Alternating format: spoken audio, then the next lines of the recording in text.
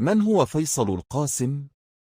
فيصل القاسم من مواليد 3 حزيران 1961 في السويداء، إعلامي سوري ويحمل الجنسية البريطانية، كاتب ناشط ومقدم لعدة برامج على قناة الجزيرة، واشتهر ببرنامجه الحواري الاتجاه المعاكس المثير للجدل على الجزيرة، حيث يستضيف 2 من الضيوف مع وجهات نظر متناقضة حول الموضوعات المختلفة، ولكن معظمها من الموضوعات المتعلقة بسياسة العالم العربي.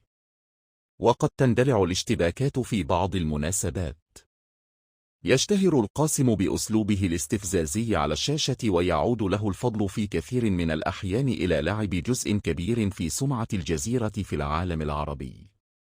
وتم إدراجه من قبل مجلة الأعمال العربية باعتباره أحد أفضل الشخصيات العربية الأكثر نفوذًا لعام 2007.